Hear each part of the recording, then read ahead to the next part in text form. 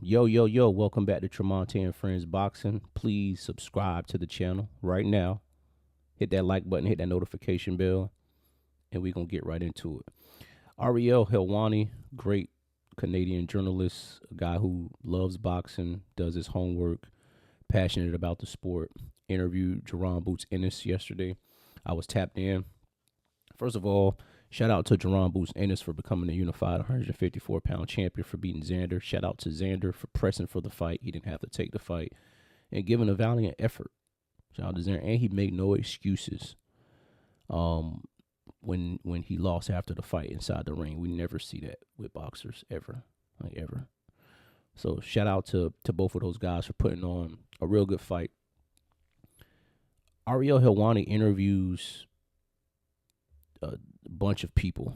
He's definitely, when it comes to mixed martial arts, when it comes to boxing, he's very gentle with people. And I mean that in a respectful way, and that takes skill. He's not extra aggressive. He's not cursing. He's not out of character. He's gentle, but he's firm. He's going to get to the point. He's going to ask the correct questions. And you want to see that in a journalist. You want to see that in somebody who's interviewing fighters, managers, promoters, and the like.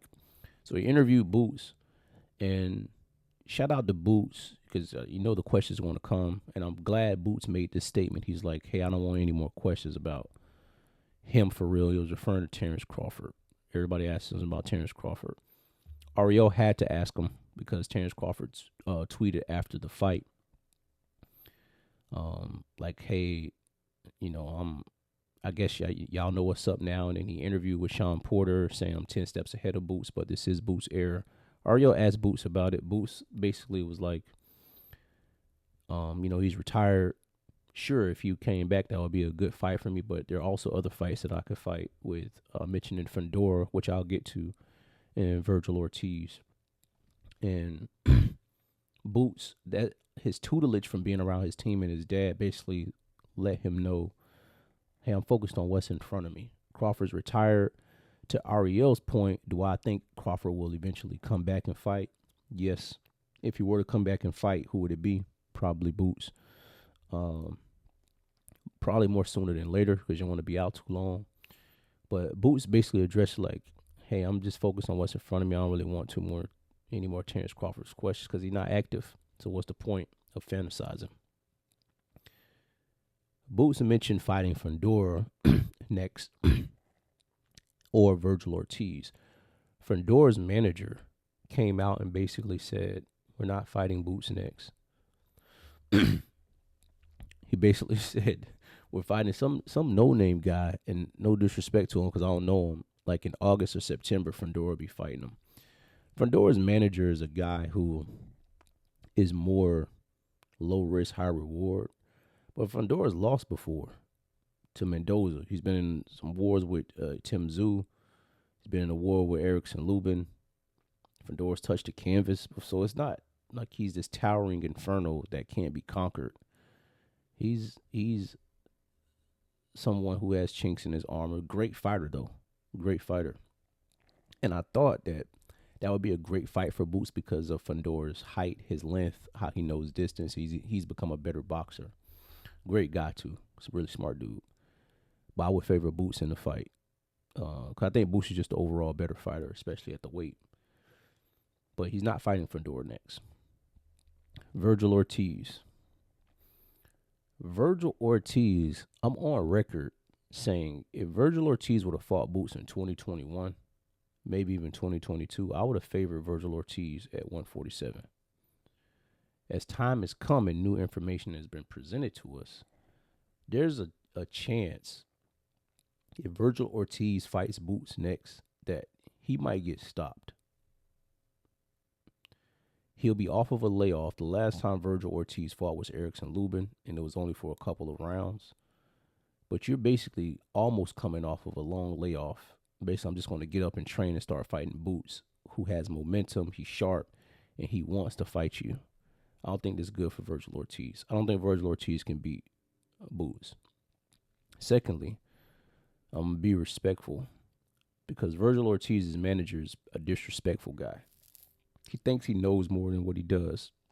Rick Morrigan, when the negotiations were presented to y'all, y'all priced yourselves out and you tried to cut Oscar out, which led to y'all going to court, led to litigation.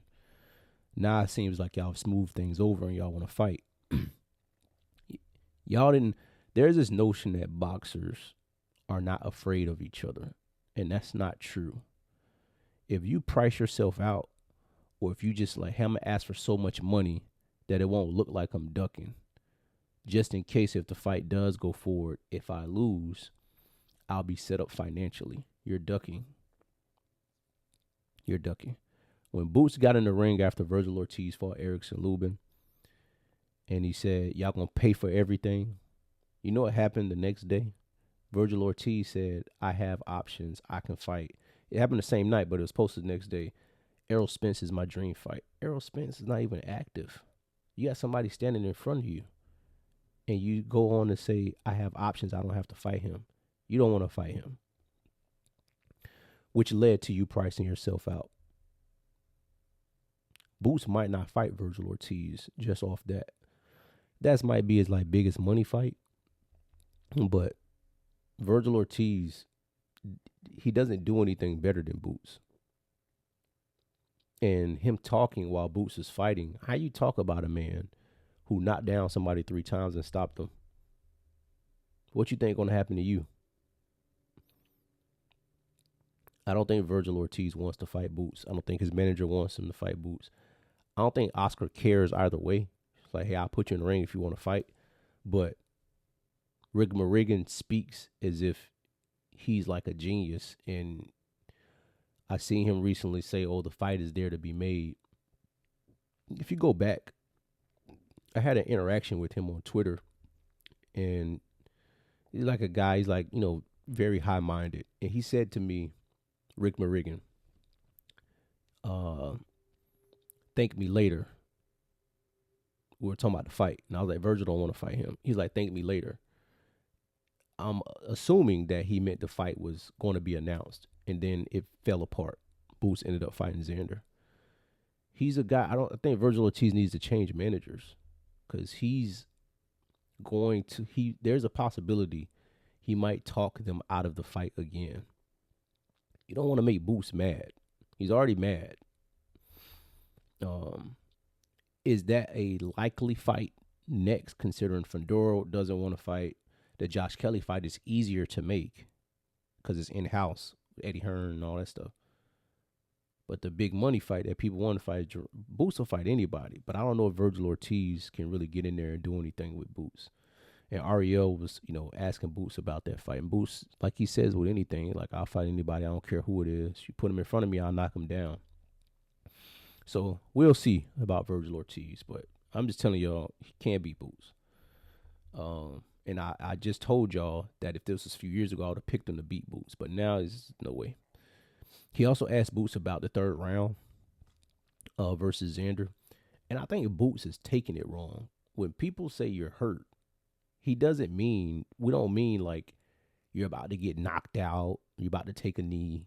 Because Boots is a very prideful guy, like any fighter. It's not what we mean. We just mean for a brief moment, you were dazed and Xander was getting the best of you. That's happened to almost every fighter. And Boots is like, never. He's like, never. Y'all got me messed up, never. But I think that's okay. And he described, he's like, hey, if you really watch it looked like that. But he was like, I would tell you, he's like, but I was okay. Nobody would sit in the pocket and bang it out if they were hurt like that. And to be fair, that's a good point. But I still think for a good 10 seconds, he was dazed. Okay, he was dazed. Now, did he immediately fight out of it? Yes, he's a warrior. But I think he was dazed. I don't think there's anything wrong with that. But one thing I did notice in the interview that Boots said that he watched the fight 3 times already. That is a student of the game, man. He's studying even his wins. He's studying them. And he was like, we're going to go back to the drawing board and fix that.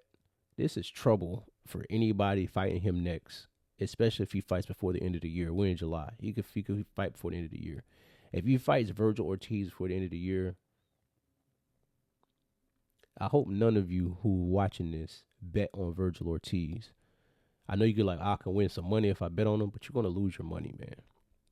Boots is unlike anything we've seen from a talent perspective in a while. In a while, he's hitting hard at 154. He's sharp.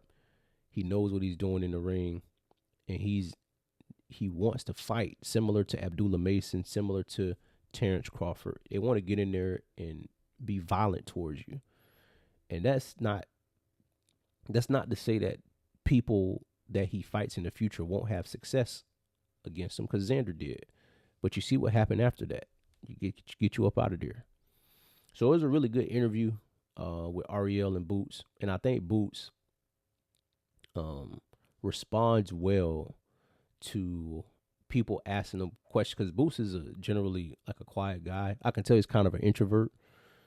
And he's getting in front of the camera more, and I can tell with his responses he's getting more comfortable talking about himself. Now he is a guy that I just want to get in the ring and fight, but he's understanding the PR portion, the branding portion of, hey, I got to do these interviews. I have to talk about things I might not want to talk about. But I'm going to let them know, I'm the best in the world. I'm going to keep showing them. So I appreciate that about him. Shout out to Ariel Helwani for interviewing Boots. Virgil Ortiz cannot beat Boots, man. I don't get all the predictions right. I've been on a roll lately. It don't really mean anything if you get a fight right or a fight wrong. But if I'm sure about anything, he's going to probably punish Virgil Ortiz just for negotiations falling through.